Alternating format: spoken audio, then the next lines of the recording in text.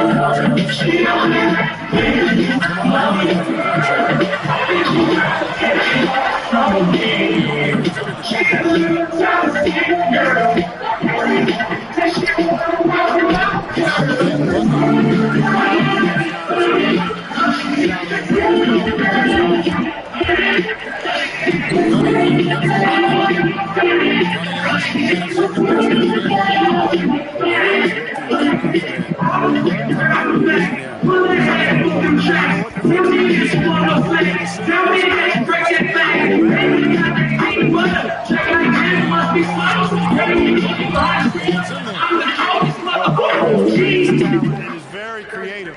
He's good at getting these guys the ball when they're ready to score. A good passer because he's got good vision. At the elbow, it's Cunningham.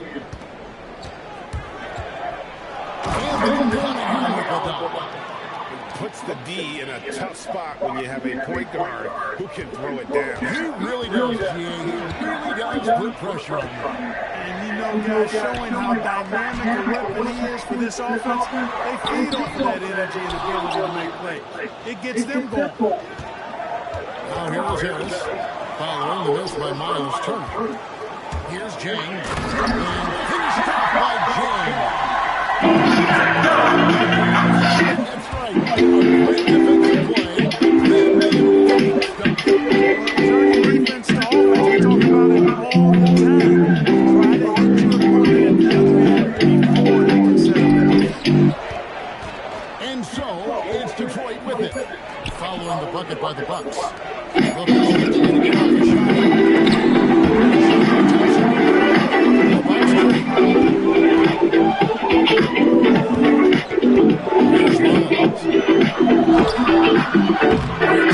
That one's no good.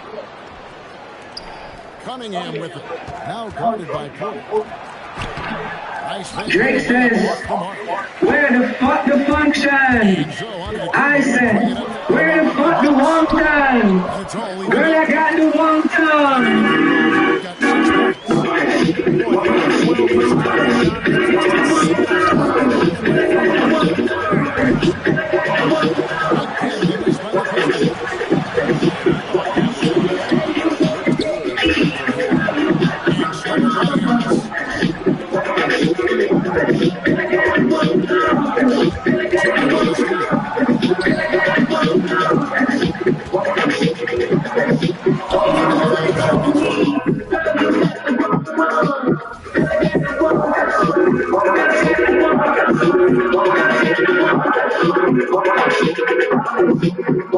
Your body looking at me, all in your body. You know you're worth it, will find it today. You know you want the baddest bitch in your life. Baby, I wish I could freeze time. I wish it was your bushy mind. But you got the wrong wine. But I got the wrong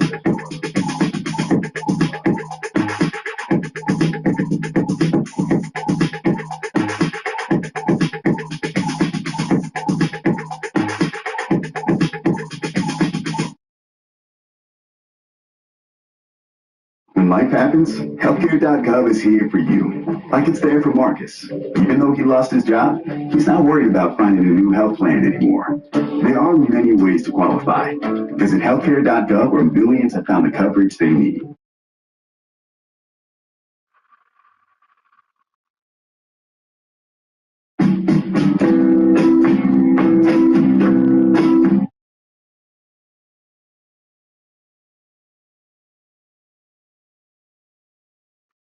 Back on Get Up, we showed you earlier Golden State's big comeback win. We also had the Sixers and Magic in the play-in yesterday. This is a 7-8 game, so winner goes on. And Tyrese Maxey put on a show last night. Iman Shumpert on both ends. Slaughter. Oh, man, Tyrese Maxey has been playing exceptional all year, but last night to corral his guys without Joel Embiid was great. That was Desmond Bain, who knocked in 34. He was the one Orlando player who really showed some fight late, but then here comes more Maxey Allen with the left hand. Yeah, Maxey was fantastic, but on the note of the Magic, Desmond Bain was the only one that seemed to want to win this damn game. I mean, seriously. Look at Maxey with the defensive play on that end of the floor. 45 seconds left. Great play. Here will advance it to the Sixers up by 9, looking to put it away, and of course it's going to be who else? What's up with a veteran guy? Dagger 3 from the big man. Sixers are going to be who else? What's up with a veteran guy? Dagger 3 from the big man. Ryan does, and they move on to the first round to play the 76ers. Excuse me, they play the Celtics. Celtics are huge favorite, minus 900 at DraftKings. Boston won 6 straight series against Philly, last losing in the 1982 conference finals. I think that was a legendary Beat LA series, if I'm remembering that correctly. This conjures up all kinds of memories. I mean, before we look ahead, let's start with this. Iman, Paul George, listen, you were fired up to talk about what he did. Maxey was the lead guard last night for the Sixers to get out of the play-in, and now they'll get their shot at Boston, whatever chance we give them. What did you think of Paul George last night? I thought, for Paul George especially, just the story. We talk about stories all the time. Paul George is one of those guys that was talked about as if he was on the back end, and now he was on the decline. And then he had the injuries coming, and then he was in a spot where he didn't have to be a leader anymore. For him to come back and to step up and one play efficiently, but to make sure that every time these guys hit any type of a roadblock in these type of playoff situations or playoff atmospheres, he's there. He's knocking down shots. I got to see him not only ISO, but the ISO with his back to the basket, turn it into a back to the basket, put a nice fadeaway and see the balance. people talk a little trash out there. Paul George, strongman. I'm like, man, it's back, and that's what you want to see. I did not. Yo, stop playing with my nigga. That's my nigga Paul George, dude. Orlando, I shouldn't have let that happen.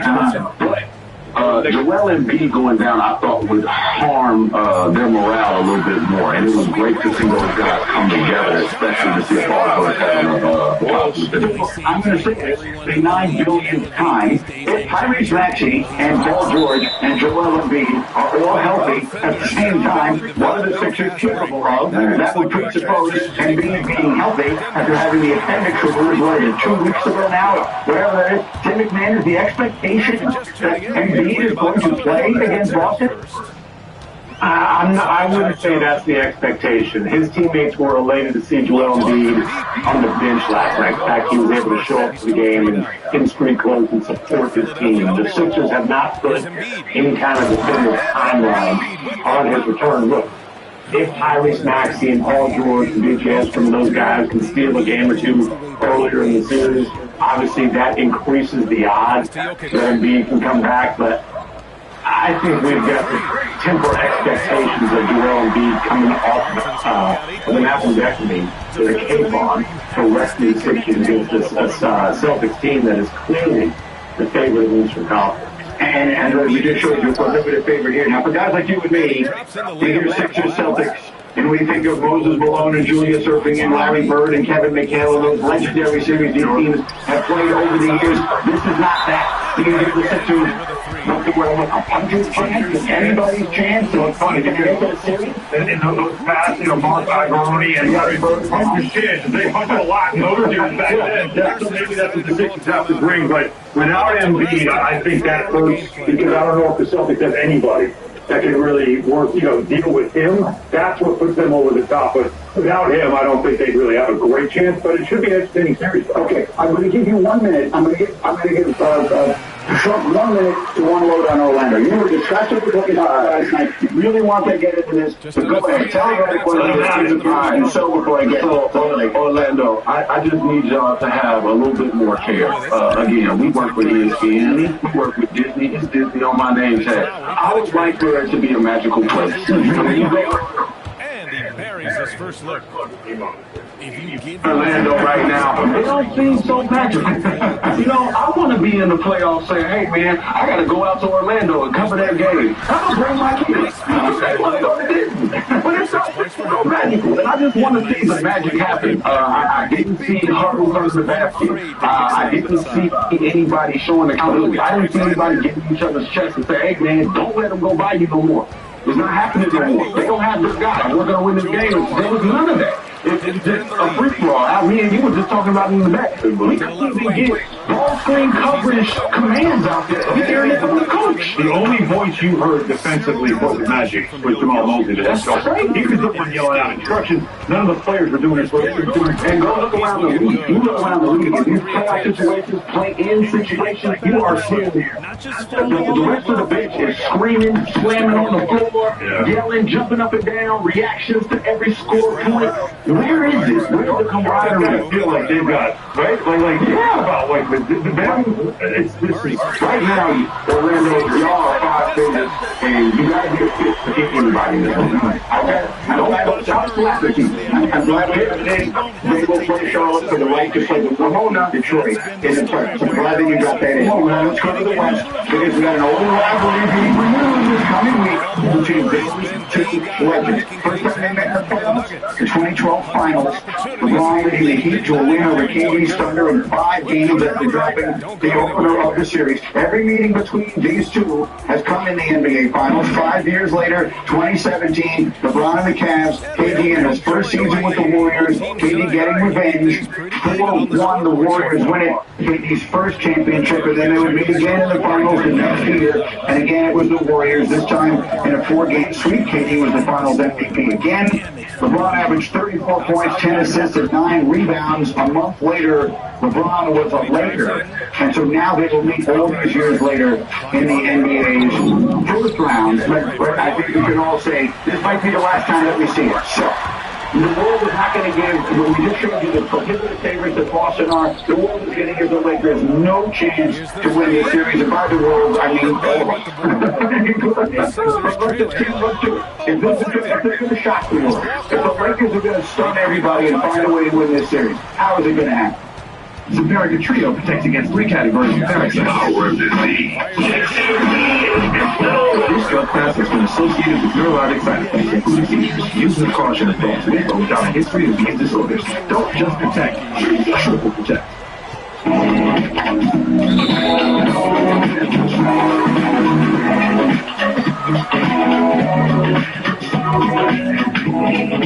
Just over gets it done inside. Got it in close, and unless it's an open three, that's the key to it. Well, LeBron James has to, have a time machine, basically. It's got to be the LeBron that we saw on some of those teams in Cleveland, that there wasn't a lot of talent around him. He's putting up 35, 12, and 10, those type of games. Now, the NBA, they tried to help out. This schedule's got a few pockets of 2 or 3 days of rest in between games, but this has got to be, and then DeAndre has got to show up. He's got to be the player that he thinks he is. He's got to be dominating. He's got to win the matchup with Alperen Şengün, and I got to tell you, that sounds like a pretty good recipe for the Lakers to be let down. He's going off his fences there. He's killing it. Let's not even think about who's going to have to be his running mate. Who's going to have to do it? I'm not even worried about LeBron. I'm going to say LeBron's going to show up and do the game one. We know as much as any 41-year-old in the history of the league has ever done anything. But who's going to help? I think all of them are going to help in different ways, but I think the thing that they need to focus on, and it's what we focused on as the Cavaliers when we were banged up and we still were going far, and people were like, Bron taking just anybody to the finals. It's like the cool thing about that is when you're on a team with somebody like that that can transform and do as many things as a LeBron can, your job is not to say, hey, our guys aren't in right now. I need to now transform and create opportunities for everybody. It's like, no, I need to stay within my role, and I need to say, hey, now Bron's going to have more possessions. He doesn't necessarily have to turn the hands of time back and say, hey, man, I got to be more athletic and do all the other things. He doesn't have to do that. He can still just take it calmly off a ball screen, and you go under because you don't respect. We saw him do it recently. We know he can do it, especially with the weak rest. What they need is JJ Redick. There we go. To me, that's the most important second person with the Lakers is JJ Redick, because he's done a great job this year coaching. He's not getting enough credit. But also, he has to devise a 3-and-D plan for at least game one, knowing LeBron's going to have probably the most in his battery for game one. And have his guys. You've got Hachimura, you've got Vanderbilt, you've got Marcus Smart. You've got guys that can defend and hit threes, and you have the centerpiece in LeBron. That's the way. Keep it close. We know Houston has struggled sometimes in crunch time, and see if you can still at home a game one. Y'all can get to the last couple of minutes. Get ready game one. Get to the last couple of minutes to get this game. If you can't get it there in Houston, it is going to be over. And is there any chance whatsoever if they can extend the series and get one of their guys back? That I guess is real. Rebound by Philadelphia. George, right side. Turn your wanderlust on with our real week deals. Take advantage of irresistible offers to enjoy Jamaica, Cancun, Los Cabos, New York, and many more destinations. The current problem I think that we have with that stage with the TKO era is that WrestleMania 40, you had this monster of a main event.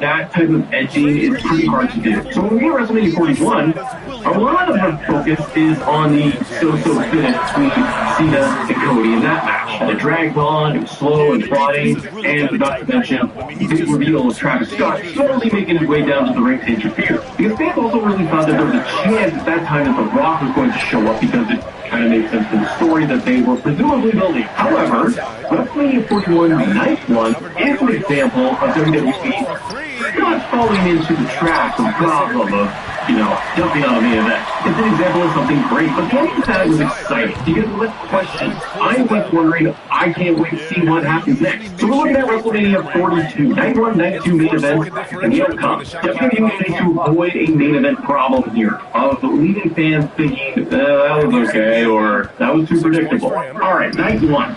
Cody Rhodes, Randy Orton with Pat McAfee in the corner. Option 1, what if Cody wins? Cody fights off Pat, Jelly Roll will come down, interfere, takes out Pat McAfee, so Jelly Roll gets his revenge on Pat. You end the match with 3 crossroads, 4 crossroads to Randy Orton, and good guy Cody Rhodes wins. He retains his championship, nothing else happens.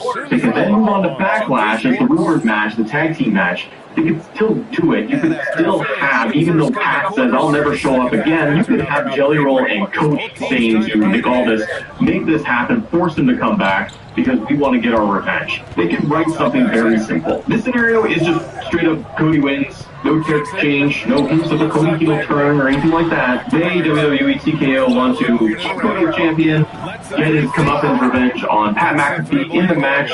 It feels very pedestrian, just very safe. So what if Randy wins? Because there's a lot more options, I think, if Randy wins. Johnny Man can still come out. He can still get his revenge and attack Pat McAfee. So for this option, you can have Randy hitting an RKO. He wins. Because Jelly and Pat, they're off doing their thing. He gets his hand raised by Pat McAfee, holds up the WWE Championship, and that's it for night 1. They can do the tag team match at Backlash. They can build to maybe a SummerSlam match. They could then build to maybe a rematch at SummerSlam, Cody versus Randy. Nothing very exciting there. Just very straightforward. Fans would still cheer. The thing is, fans would cheer because they get to see Randy win that championship. They might also boo, and not because, bad guy Randy Orton beat Cody Rhodes. No, they might boo because Pat McAfee is still in the ring and helping him. And it's Bono with a rebound. Second half of basketball, just over a minute played so far. To George.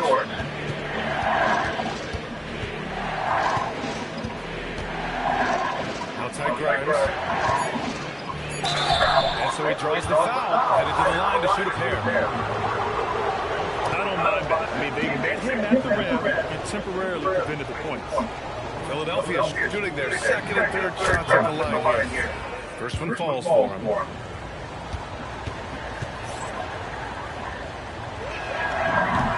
And that's good as he hits both shots. Making shots at the line. Don't like the story. Option 2. Randy still wins. Jelly Roll, in this situation, Jelly Roll turns on Cody. The roll blows him. And when he does, he says his big line, everybody. Unlikely scenario, but hilarious. However, this would build a TKO faction of celebrities led by Randy Orton, I guess. And they just keep adding people like Jelly Roll and McAfee. Whatever. What happens with this tag team match and Backlash that's been rumored? Maybe they just switch it up. They pivot. Cody gets a new tag team partner. They go in that direction, and Pat is like ringside, and it's Jelly Roll and Randy Orton fight Cody and person. It's not gonna happen. I mostly just wanted to have it so that it was like Jelly Roll blows Cody, so that'll work here. Option 3, Randy still beats Cody Rhodes, but after Randy wins, he's in the ring, his arm gets raised by Pat, and then Randy turns around and he RKO's Pat McAfee. So Randy's a bad guy, he beat Cody, so fans are probably going to cheer that, but mostly they'll cheer because he RKO's Pat, because they want to pivot and they want to get away from this entire thing. So they don't do the Backlash match. Again, they just switch it up, they try to do something different. They insert somebody else to help out Randy. Don't see this, by the way. These are not like Matt scenarios of like, this is going to happen and this is going to happen. I don't know what the heck's going to happen, but we're just having some fun today. Option number 4. Towards the end of the match, Kevin Owens comes out. He aligns with Randy. Toledo, buy one, get one snacks means maximizing his savings potential. However you make money work, Wells Fargo can work with that. Set up beautifully by George. 8-point since halftime, the efficient and effective. There's an easier way. With Thumbtack. Download the app today and care for your home from top to bottom. Shot is good by Gordon. Nice Nice work by Gordon, stretching the floor. Helps him out. Owen doesn't have to get too physical. He can just hit Cody with a chair, RKO, Randy wins, Pat raises his arm, Kevin Owens is there, raises his arm too. They built this faction bigger. They can hit a RKO, a stunner to Pat if they want to get him off of this program and out of here. Probably not. But then that would rank him up if they wanted to do that. Or you've got just a bigger group of Kevin Owens is added in there. Maybe not wrestling, but maybe just being more without these. All right, option 5 is Randy Orton wins because of the help of The Rock. Now, I have The Rock in here in night 1 and night 2. Just spoiler alert here. Do I think that The Rock is going to show up? I think there's like a 5% chance. Like, that's my personal gut feeling. But I want to explore this idea with all of you, even if it's just never going to happen, shouldn't happen, yada yada. So in this scenario, Joey Roll and Pat cancel each other out. So we're left with a straight-up match. Maybe they do it earlier on, so it's like, we'll get rid of this distraction stuff. Because both of the matches just Cody and Randy. But towards the end, final boss music hits, the crowd will go insane. He's in the ring, he's staring at Cody, staring at Randy. Rock bottom to Cody, Randy wins. And The Rock is revealed to be the true leader of this new corporate TKO takeover group that they're doing. So it's Rock leading it, with Pat at his side, and Randy Orton is your WWE champion. To me, if something like this did happen, it doesn't mean that The Rock would show up every single week, cut promos, anything like that. He's more of just a figurehead. In this scenario, they could now, WWE and creative, could now point to the final boss as the true mastermind. They have a figurehead. Because right now, they've only kind of mentioned TKO, and if they want to lead into this kind of WWE versus TKO thing, they need somebody to represent that. They need somebody to represent bad corporate TKO. So it's that faction pushing against like Triple H's guys like Cody and Punk and others. I say this because if WWE wants to take a bad situation with Pat McAfee, the reception, the pushback, everything, and they want to try and make it into something to keep it as a storyline. Because then it's just like it was silly and he never should have been there, obviously, in the first place. And it plays into Randy's point of saying there's more than one royal family. They really want to nail that home. It's not so much about Pat. Pat could have been on the phone, but The Rock is really the one pulling the strings with everything. They could recruit new talent throughout the whole year,